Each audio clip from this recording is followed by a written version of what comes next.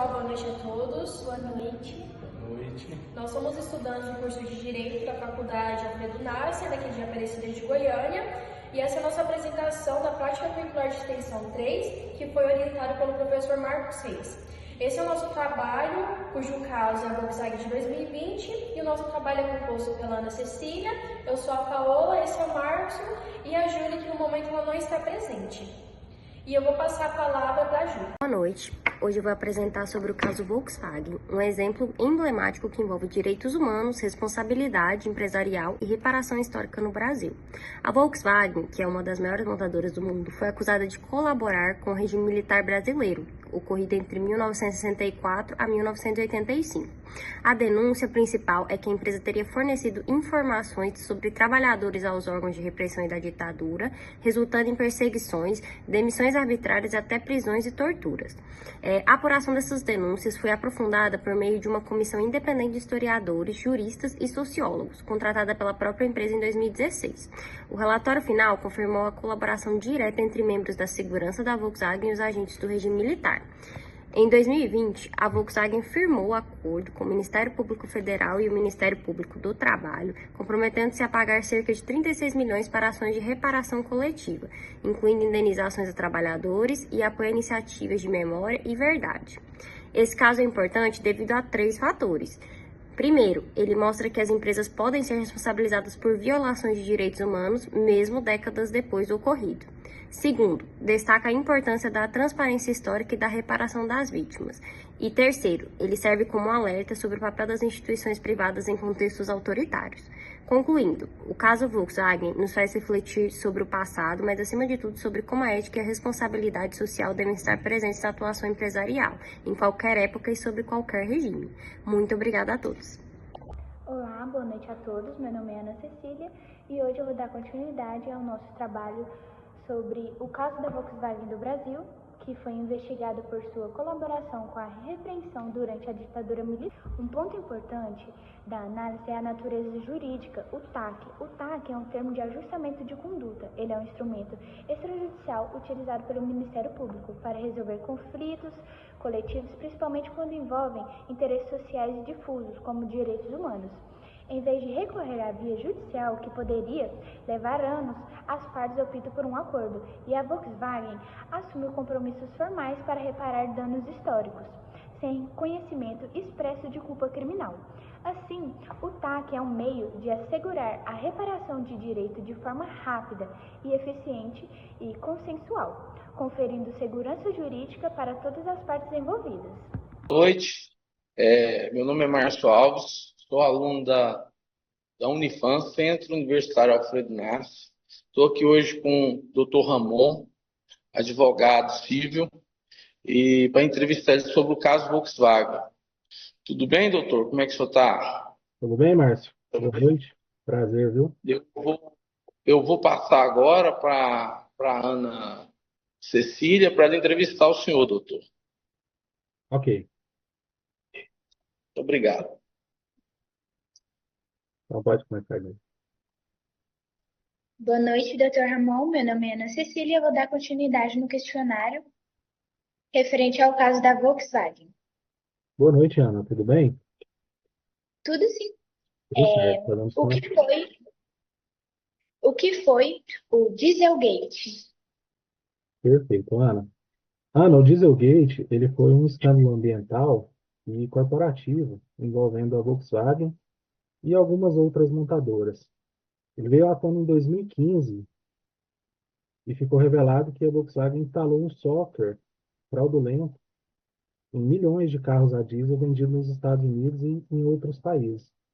Esse software ele era capaz de detectar quando o carro estava sendo submetido a um teste de emissão de poluentes, esses testes laboratoriais, e nesse momento do teste ele alterava o desempenho do motor para reduzir temporariamente a potência e o consumo, e consequentemente também as emissões de óxido de nitrogênio, tornando o veículo aparentemente mais ecológico.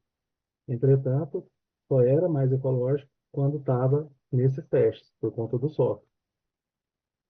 Isso mesmo. Quando o Dieselgate foi descoberto? Isso ele veio à tona em 2015, em setembro, quando a EPA, que é a Agência de Proteção Ambiental dos Estados Unidos, emitiu um aviso de violação à Volkswagen.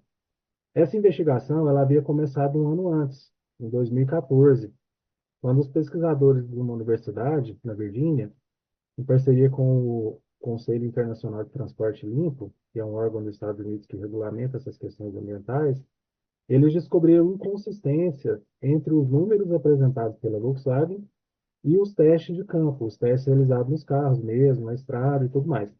A partir dessa descoberta, a EPA aprofundou essas investigações e confirmou que a montadora havia instalado esse software nos carros. Bom, o que é um software? Um software nada mais é do que um programa, não tinha lá uma peça específica para isso. Tinha um programa instalado no CPU do carro, no computador, entre aspas, do carro, e detectava quando estava sendo submetido a teste. A partir desse momento, ele diminuía a potência para enquadrar o carro nas normas ambientais americanas e isso era reproduzido também em outros países, inclusive no Brasil também. Uhum. Certo. Qual foi a estratégia da Volkswagen para burlar as normas de emissão? Perfeito. Eles instalaram esse software, que eu acabei de falar, no motor, na CPU do carro, e durante o momento que o carro estava com o consumidor, na estrada, andando, etc., ele tinha o seu consumo normal, a sua potência liberada.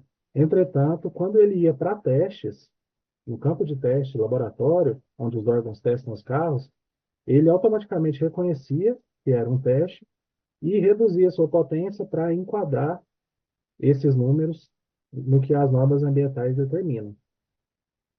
Perfeito. Qual o tipo societário da Volkswagen? Bom, a Volkswagen ela é uma SA, que é uma sociedade anônima. É uma empresa que é a famigerada empresa de ações, né, listada nas bolsas, onde qualquer pessoa pode ir lá e comprar uma ação. Não necessariamente o sócio da empresa, aquele que tem uma ação, detém um conhecimento real do que está acontecendo na empresa ou tem algum controle. Qualquer pessoa pode ir lá e comprar. Diante disso, essas empresas elas têm um cuidado gigantesco com o valor da sua ação no mercado, né? Então, escândalos como esses, eles acabam diminuindo muito o valor, o que leva a todos os sócios, né, entre aspas, a terem um prejuízo gigantesco. Isso. Como a estrutura societária da Volkswagen influenciou, desculpa, o Dieselgate? Perfeito. Essa estrutura societária de SA, ela é diferente de uma empresa comum, que é a LTDA, né, que é uma sociedade limitada. Na LTDA, nós temos os sócios como participantes diretos na empresa, ainda que não sejam sócios administradores, eles têm conhecimento de quem que eles são sócios, ela é personalíssima, né? É da pessoa para pessoa, e geralmente são poucos sócios. Uma SA, às vezes, milhares, milhões de pessoas detêm uma ação de uma determinada empresa, porque ela é listada em bolsa, então qualquer pessoa que tem dinheiro e queira investir pode ir lá e fazer a compra dessa ação. Por conta desse tipo de sociedade, a empresa ela tem que tomar um cuidado a mais com o valor das suas ações, porque qualquer tipo de perda na, por exemplo, o motor do carro ficou menos potente, o carro ficou consumindo mais, as ações da empresa vão acabar abaixando de valor. Então, esse tipo societário, ele pressiona as empresas a mostrarem sempre um resultado cada vez maior, para que as suas ações sempre aumentem de preço. E como os seus diretores geralmente são detentores de ações, então eles não têm interesse que essas ações abaixem, né? Porque isso significa uma perda direta do patrimônio, tá? Além disso, por ter essa participação societária difusa, ou seja, milhares de sócios, as pessoas não sabem exatamente o que está acontecendo na empresa e tudo mais, fica mais fácil um organismo interno pequeno controlar essas questões, burlar essas questões. Então, por exemplo, às vezes um diretor mal intencionado, ele consegue burlar resultados, ele consegue aparentar que a empresa está indo bem, quando na verdade está acontecendo uma outra coisa. O que aconteceu nesse fato é o que a gente vê acontecendo também em diversas outras empresas. Isso é verdade. Quem é o responsável pela Dieselgate? Perfeito. Olha, a responsabilidade, ela recai tanto sobre a Volkswagen, pessoa jurídica, como empresa, mas também sobre os administradores, os diretores, CEO, CFO, diretor de meio ambiente, inclusive a estrutura de compliance da empresa, tá? Na parte da pessoa jurídica, a gente tem punições como multas, como sanções diversas, perda de licença, etc. Na parte das pessoas naturais, pessoas físicas, nós tivemos inclusive prisão. Nós tivemos um diretor da Volkswagen que chegou a ficar preso 7 anos. Isso mesmo. Quais foram os danos causados pela Dieselgate aos consumidores? Olha, primeiro, existe um dano moral seríssimo, porque o consumidor que compra uma marca de carro, ele tem uma confiança extrema na marca. Então, um escândalo como esse, ele gera uma perda de confiança gigante.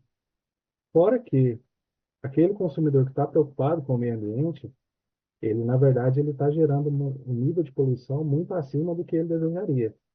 Ainda, a gente tem que se preocupar com o fato de eventuais intoxicações dos próprios utilizadores dos veículos, né? E do ambiente ali em que eles estão inseridos, seus familiares, a própria fauna, flora, etc. Então, só complementando, nós temos um dano de Como, natureza moral, ambiental, e nós ainda temos um dano de natureza material. Por quê? Porque esses consumidores tiveram que recorrer a recalls, alguns venderam os veículos por insatisfação, etc. perfeito.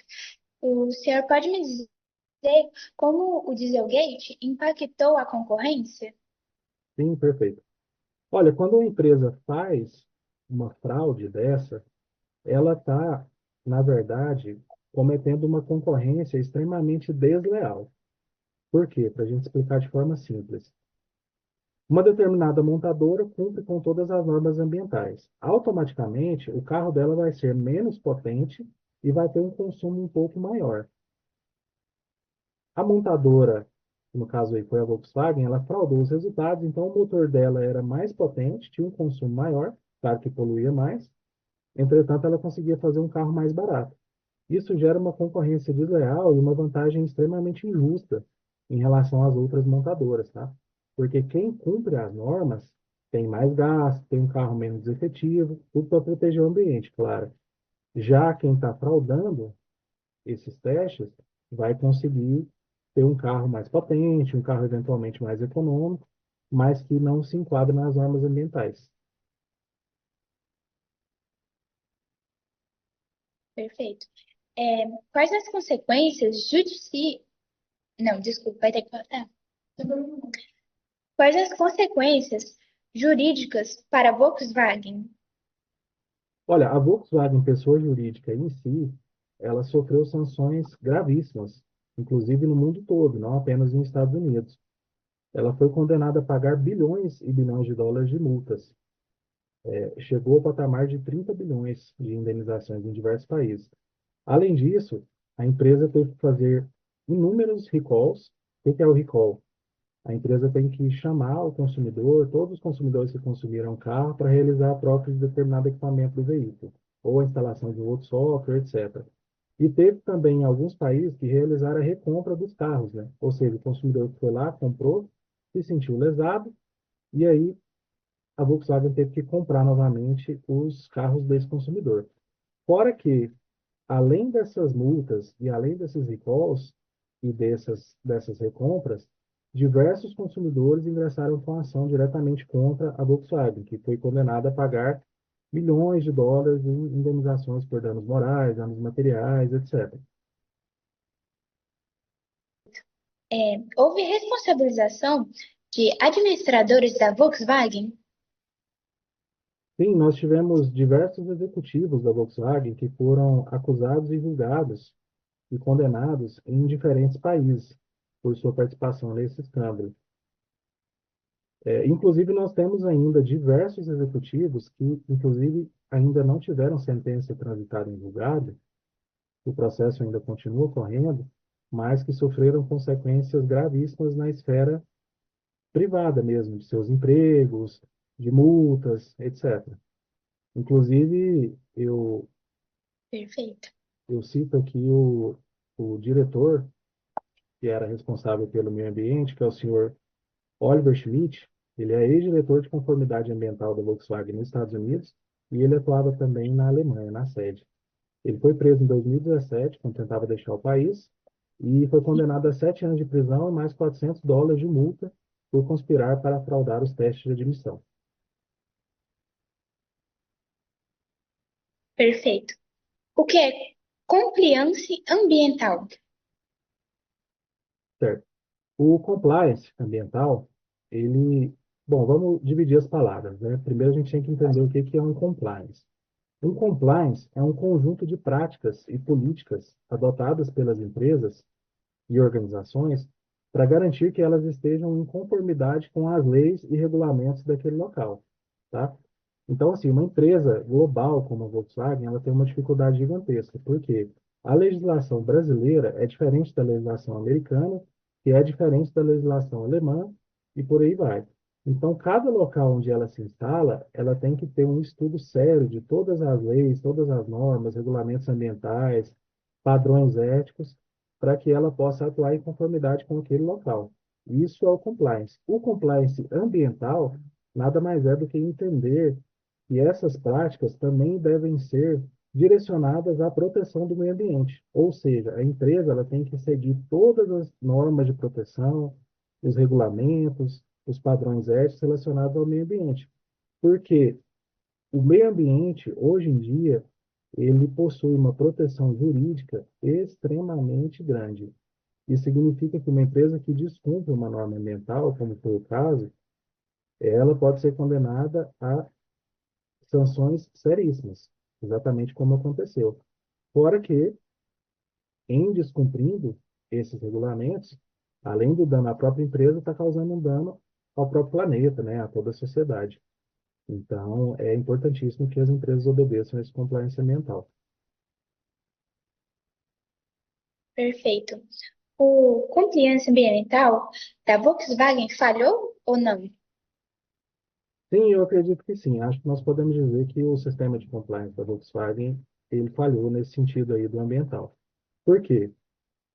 A principal atribuição do compliance é prevenir e detectar quando que uma norma está sendo descumprida. No caso, houve uma fraude. Tudo bem, é uma empresa de milhares de funcionários e provavelmente não foi todo mundo que sabia. Entretanto, tem que ter uma atuação séria, preventiva do compliance em detectar esse tipo de fraude e demonstrar, através de normas internas e cultura da empresa, que seguir essas regulamentações não é apenas bom para a sociedade, para proteger o meio ambiente, é importantíssimo para a própria empresa. Por quê? A empresa corre um risco seríssimo, inclusive, de falência. No caso, não aconteceu, mas chegou perto. É verdade.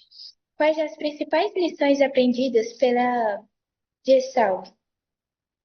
Bom, nesse sentido, a gente entende que existe uma importância que todas as empresas tenham um compliance extremamente estabelecido, principalmente um compliance ambiental. Porque a responsabilidade corporativa e inclusive dos próprios sócios diretores, ela é gigante. Além disso, nós entendemos que tem uma necessidade de haver uma regulamentação ambiental mais globalmente harmonizada. Ou seja, a legislação ambiental do Brasil ela é muito diferente da legislação ambiental americana, que é muito diferente da legislação ambiental da Índia. A gente tem que, claro, entendendo que o meio ambiente é uno, né, é um só, aquilo que polui no Brasil polui também nos Estados Unidos, apesar das diferenças locais, via de regra é assim que funciona, a gente tem que buscar aproximar a legislação dos países, para facilitar que as empresas globais elas consigam uma atuação nos Estados Unidos, no Brasil, na Índia, na Alemanha, cumprindo mais ou menos as mesmas regras. Nunca vai ser 100% igual, porque existem diferenças locais, mas se a gente buscar essa harmonia e a legislação for parecida, a gente vai garantir que, primeiro, as empresas obedeçam essas normas, garantindo uma proteção ao meio ambiente. E segundo, que as empresas possam se difundir globalmente com menos gastos e com mais facilidade. Perfeito.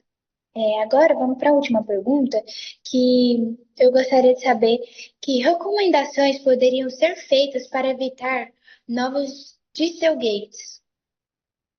Perfeito. Fica o barulho aí se vocês ouvirem. Bom, as empresas, todas as empresas precisam ter um corpo jurídico estabelecido. Cada empresa atua em um determinado ramo que tem as suas regulamentações, as suas leis, as suas normas, etc. No caso de empresas gigantescas, empresas globais, como a Volkswagen e outras montadoras, elas precisam ter um corpo jurídico atuante e um compliance empresarial, inclusive ambiental, extremamente estabelecido. E tem que ter internamente na empresa uma promoção de uma cultura ética para que os funcionários entendam que esses investimentos em tecnologias limpas, em transparência nas operações, eles são benéficos não apenas para o meio ambiente, para a sociedade, é benéfico para a própria empresa. Porque, apesar que a empresa dá um passinho para trás, tendo que gastar um pouco mais, reduzir um pouco a potência, etc., ela está garantindo uma continuidade muito maior ao longo do tempo e evitando riscos.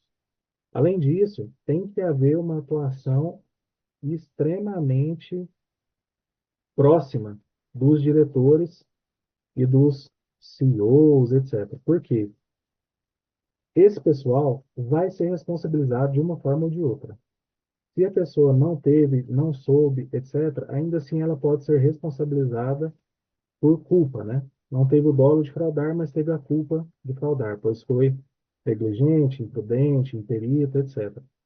Então, já que de qualquer forma eles vão ser responsabilizados, eles têm que ter essa atuação próxima para verificar todo o passo a passo da montagem, da fabricação, da instalação dos softwares, garantindo que essa empresa seja eficaz na promoção dessa cultura de meio ambiente, de proteção, de transparência, de tecnologia.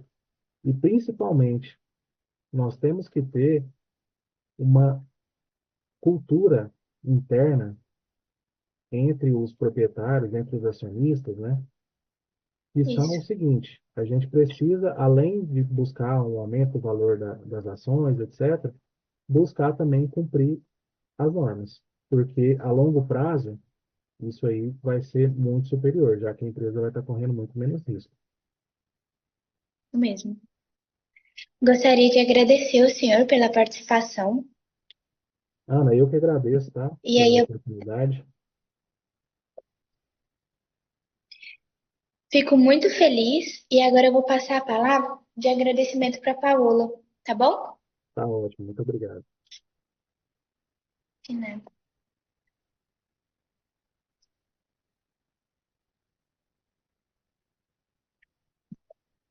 Boa noite, doutor. Boa noite, Paola, tudo bem? Me chamo Paola, tudo jóia? Então, eu Joia. queria agradecer ao senhor, tá, por essa oportunidade, por estar participando da nossa apresentação da prática curricular de extensão, que, né, trouxe bastante conhecimento para a gente, né? A gente espera estar passando, né, esse conhecimento para outras pessoas, que a gente vai estar enviando esse vídeo para o YouTube. E é isso. Muito obrigada e boa noite a todos. Ótimo, Paola. Eu que agradeço pela oportunidade, tá? E parabenizo vocês pelas perguntas prudentes e oportunas, tá?